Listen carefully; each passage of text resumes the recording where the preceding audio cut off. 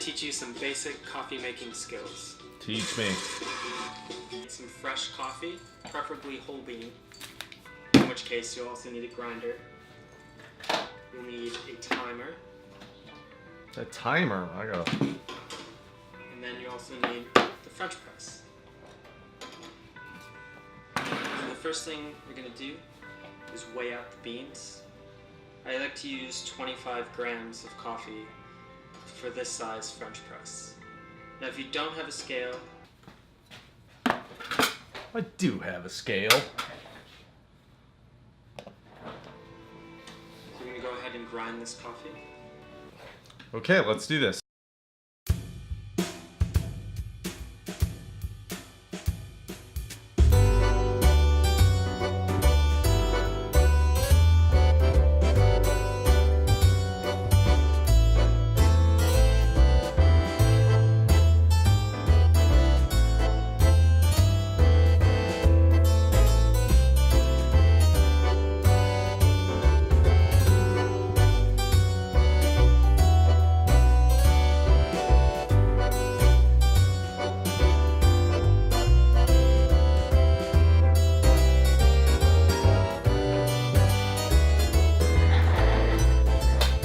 Alright, so I'll tell you guys right off the bat, this is way better than the Keurig. Of course it is. It just goes to show you, you put a little bit more time into anything and you will get better results. This is a reminder of hone the skill, work on it every day, whatever it may be. Today we are starting the first of 4 vlogs of moving a laundry room from one location to your house to another. We're going from main floor to upstairs. And that's just because I've always believed that your laundry room needs to be on the floor that you actually shower and take your clothes off. It's always just made sense to me. So let's go ahead and jump into that. Okay, so as always, first step is get everything out of the room. Then we're gonna rip this carpet up.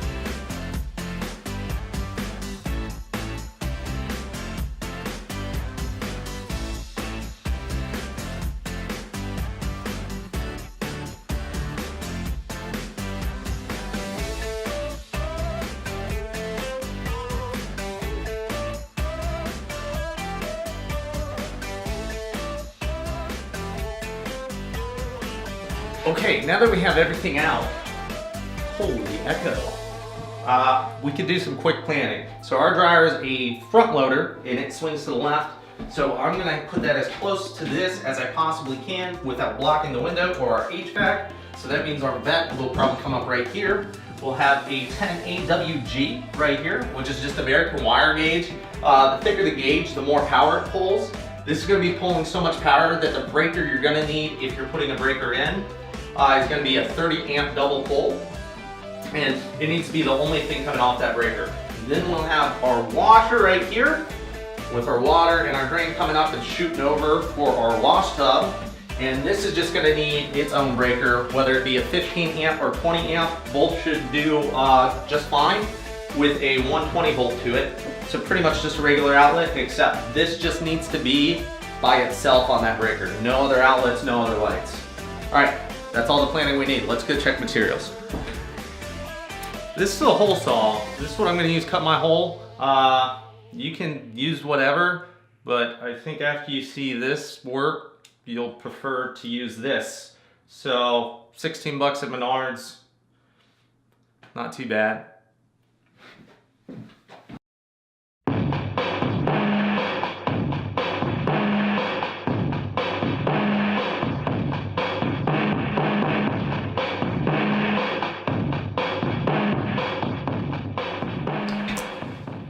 Okay, then we take A and B. All right, tape it up nice, good, sealed. All right, that's ready to go in the hole. Let's do it.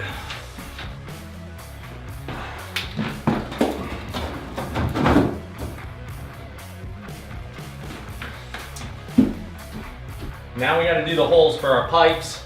5/8 spade bit, 2-inch hole saw.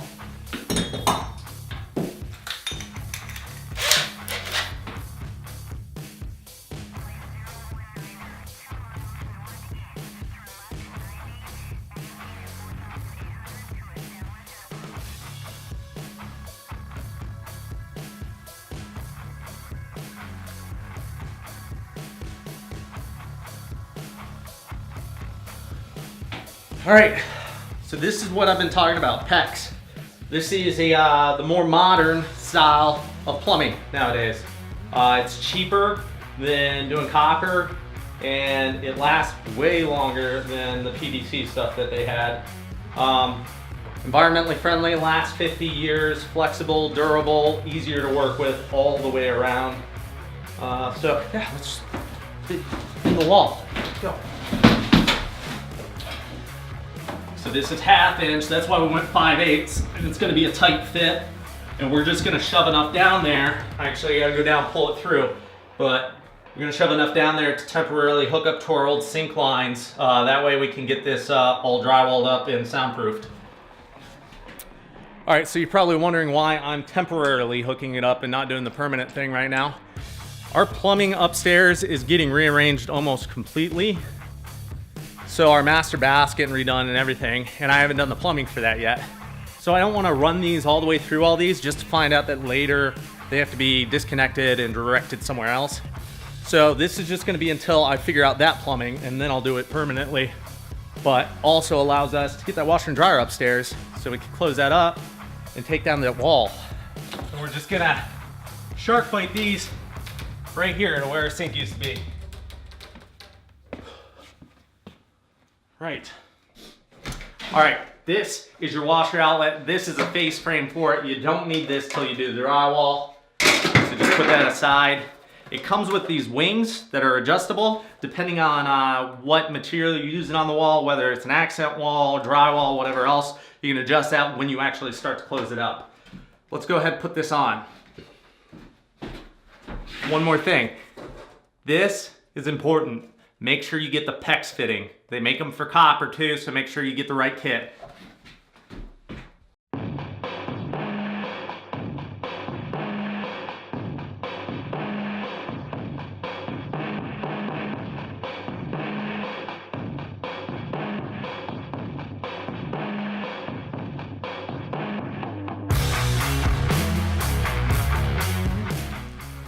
All right, outlet box is in.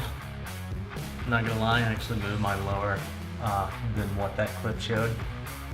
I moved it down to a 30 inch from the floor, so it's actually hidden when the washer comes up here. All right, let's go over how easy PEX is to use. So you got your PEX, and you got these little rings that are called clamps, and then you have a clamp. And the easiest way to do this is actually get it started on your hand. Well, not on your hand, but in hand. And then after you get crimped, you slide it on here.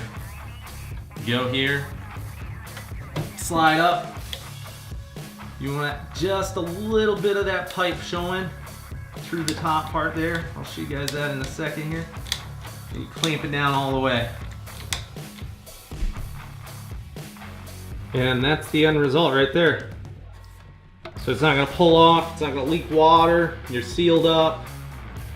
And that's how easy it is. And then you can buy different fittings, tees, elbows, all that stuff, and you pretty much do the same thing. All right, and that is your clamps.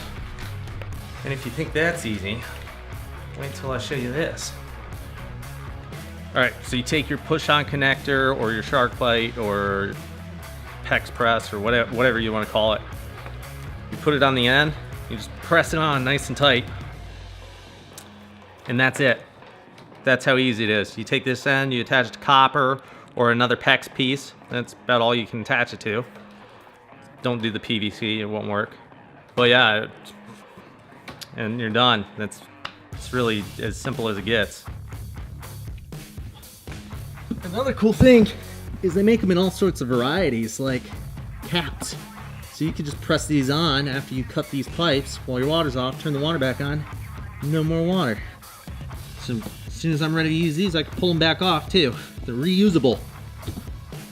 So technically, you could do all the water lines in your house with just push-ons if you really wanted to. Would it be cost effective? No. 2 of these today cost me 21 bucks, where a bag of those clamps cost me, I think it was $5 for 10. But you could.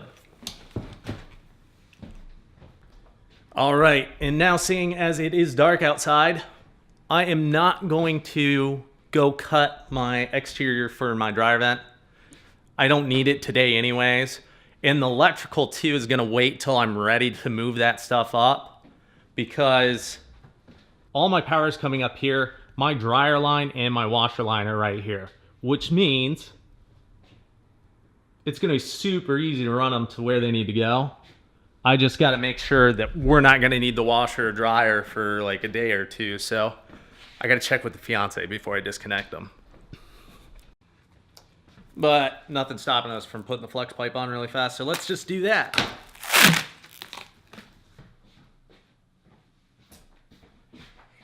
And that's done. Let's go end this vlog.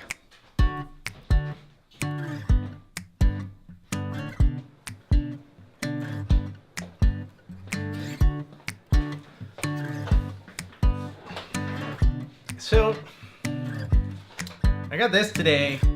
The annoying part is when I put it on the wireless charger I got, it doesn't charge, which is, two products came in the same bag because I wanted two things that worked together, and I didn't really think about this happening. Maybe it's just because wireless charging is so new. But yeah, so in order to, well, the case isn't that bad. In order to charge it though, it's like, I gotta set it, so I have to take the case off. You live and you learn.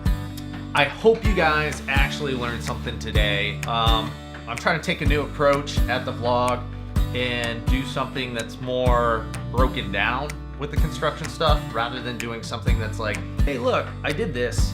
I want to go more in depth with the stuff that I'm using and how easy it is or how difficult it can be, to actually give you a more in-depth knowledge of what you might be getting into if you're doing a certain project.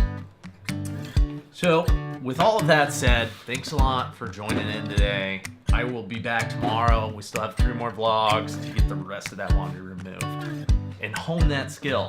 I'll see you tomorrow.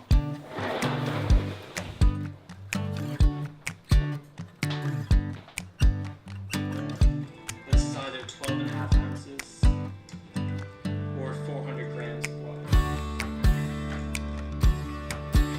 Once you've added all of that, just give it another gentle stir.